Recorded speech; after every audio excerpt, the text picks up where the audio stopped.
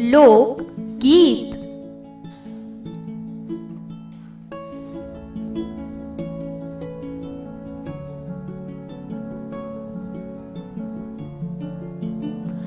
लोकगीत अपनी लोच, ताजगी और लोकप्रियता में शास्त्रीय संगीत से भिन्न है।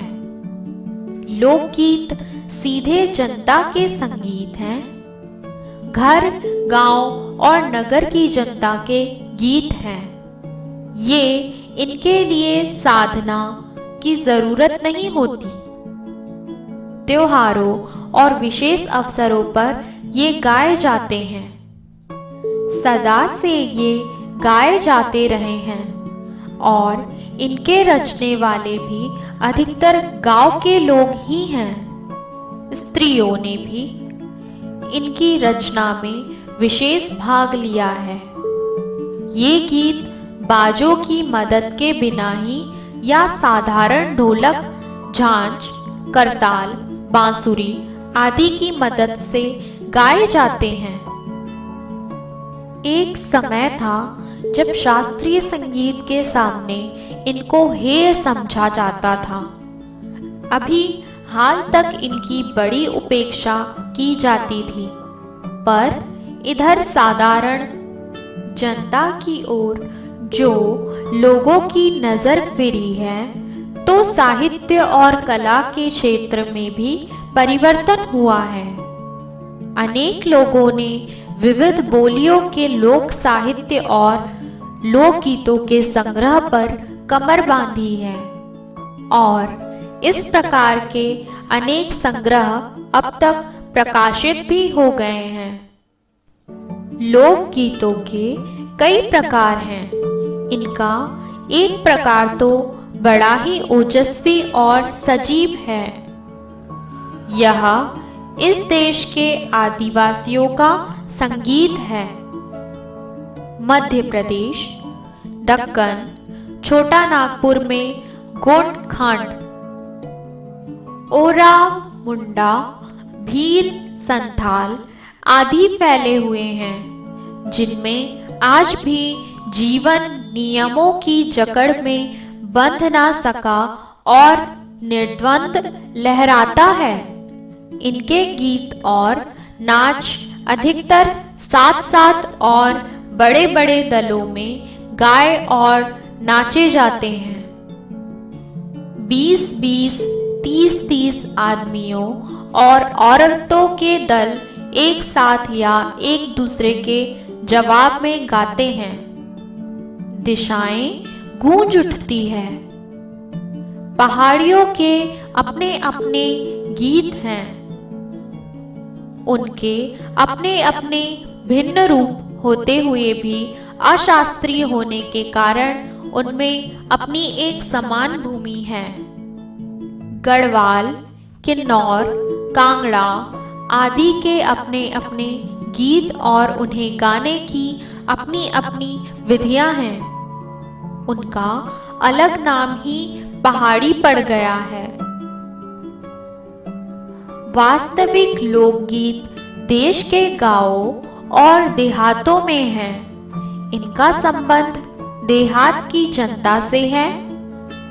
बड़ी जान होती है इनमें। चैता, कजरी, बारहमासा, सावन आदि मिर्जापुर, बनारस और उत्तर प्रदेश के अन्य पूर्वी और बिहार के पश्चिमी जिलों में गाए जाते हैं।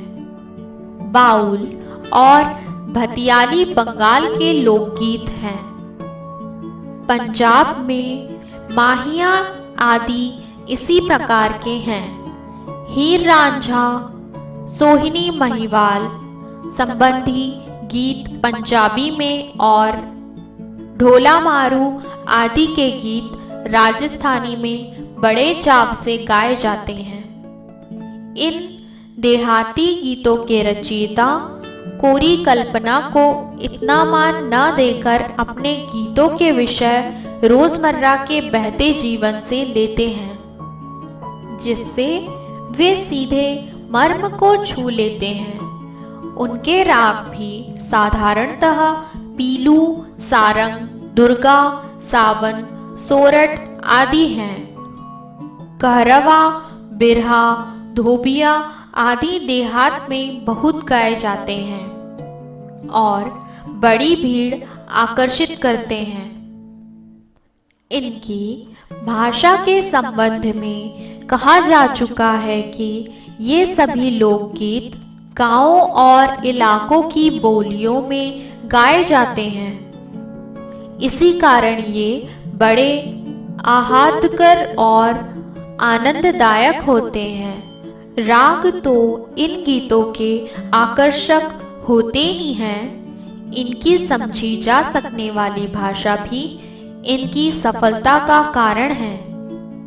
भोजपुरी में करीब 30-40 वर्षों से विदेशिया का प्रचार हुआ है। गाने वालों के अनेक समूह इन्हें गाते हुए देहात में फिरते हैं। उधर के जिलों में, विशेषकर बिहार में, विदेशिया से बढ़कर दूसरे गाने लोकप्रिय नहीं हैं। इन गीतों में अधिकतर रसिक प्रियों और प्रियाओं की बात रहती है। परदेशी प्रेमी की और इनसे करुणा और विरह का रस बरसता है। जंगल की जातियों आदि के भी दल गीत होते हैं जो अधिकतर बिरहा आदि में गाए जाते हैं। पुरुष एक ओर और स्त्रियां दूसरी ओर एक दूसरे के जवाब के रूप में दल बांधकर गाते हैं और दिशाएं गुंजा देते हैं। पर इधर कुल काल से इस प्रकार के दलीय गायन का हास हुआ है। एक दूसरे प्रकार के बड़े लोकप्रिय गाने आल्हा के हैं। अधिकतर ये बुंदेलखंडी में गाए जाते हैं। प्रारंभ तो इसका चंदेल राजाओं के राजकवि जगनिक से माना जाता है, जिसने आल्हा उदल की वीरता का अपने महाकाव्य में बखान किया। पर निश्चय ही उसके छंद को लेकर जनबोली में उसके विषय को दूसरे देहाती कवियों ने भी समय समय पर अपने गीतों में उतारा और ये गीत हमारे गांवों में आज भी बहुत प्रेम से गाए जाते हैं। इन्हें गाने वाले गांव-गांव ढोलक लिए गाते फिरते हैं। इसी की सीमा पर उन गीतों का भी स्थान है जिन्हें नट रस्सियों पर खेल करते हुए गाते हैं। अधिकतर ये गद्य पद्यात्मक हैं और इनके अपने बोल हैं। अनंत संख्या अपने देश में स्त्रियों के गीतों की है, तो ये गीत भी लोकगीत ही, पर अधिकतर इन्हें औरतें ही गाती हैं। इन्हें सिरजती भी अधिकतर वही हैं। वैसे मर्द रचने वालों या गाने वालों की भी कमी नहीं है, पर इन गीतों का संबंध विशेषतः स्त्रियों से है। इस दृष्टि से भारत इस दिशा में सभी देशों से भिन्न है, क्योंकि संसार के अन्य देशों में स्त्रियों के अपने गीत मर्दों या जनगीतों से अलग और भिन्न नहीं हैं, मिले जुले ही हैं। त्योहारों पर नदियों में नहाते समय नहाने जाते हुए राह के, विवाह के, मटकोड़ ज्योनार के, संबंधियों के लिए प्रेम युक्त गाली के, जन्म आदि सभी अवसरों के अलग अलग गीत हैं जो स्त्रियां गाती हैं। इन अवसरों पर कुछ आज से ही नहीं, बड़े प्राचीन काल से वे गाती रही हैं। महाकवि कालिदास आदि ने भी अपने ग्रंथों में उनके गीतों का हवाला दिया है। सोहर, बानी, सेहरा आदि उनके अनंत गानों में से कुछ हैं। वैसे तो 12 मासे पुरुषों के साथ नारियां भी गाती हैं। एक विशेष बात यह है कि नारियों के गाने साधारणतः अकेले नहीं गाए जाते, दल बांधकर गाए जाते हैं। अनेक कंठ एक साथ फूटते हैं, यद्यपि अधिकतर उनमें मेल नहीं होता, फिर भी त्योहारों और शुभ अवसरों पर वे बहुत ही भले लगते हैं। गांव और नगरों में गायिकाएं भी होती हैं जो विवाह, जन्म आदि के अवसरों पर गाने के लिए बुला ली जाती हैं। सभी ऋतुओं में स्त्रियां उल्लसित होकर दल बांधकर गाती हैं, पर होली, बरसात की कजरी आदि तो उनकी अपनी चीज है जो सुनते ही बनती है। पूरब की बोलियों में अधिकतर मैथिल, कोकिल, विद्यापति के गीत गाए जाते हैं, पर सारे देश के कश्मीर से कन्याकुमारी, केरल तक और कठियावाड़, गुजरात, राजस्थान से उड़ीसा, आंध्र तक अपने अपने विद्यापति हैं। स्त्रियां ढोलक की मदद से गाती हैं। अधिकतर उनके गाने के साथ नाच का भी पुट होता है। गुजरात का एक प्रकार का दलीय गायन गरबा है, जिसे विशेष विधि से घेरे में घूम घूमकर औरतें गाती हैं। साथ ही लड़कियां भी बजाती जाती हैं, जो बाजे का काम करती है। इसमें नाच गान साथ चलते हैं। वस्तुतः यह नाच ही है। सभी प्रांतों में यह लोकप्रिय हो चला है। इसी प्रकार होली के अवसर पर ब्रज में रसिया चलता है, जिसे दल के दल लोग गाते हैं।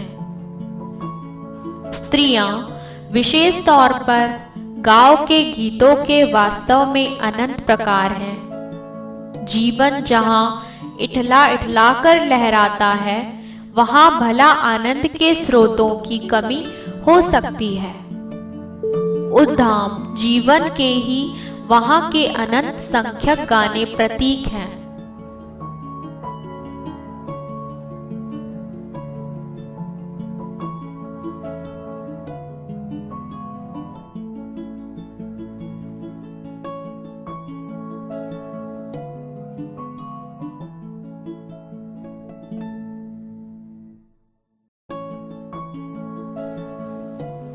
ध्यान देने योग्य शब्द: हे, हीन, तुच्छ, ओजस्वी, ओज भरा, प्रभावकारी,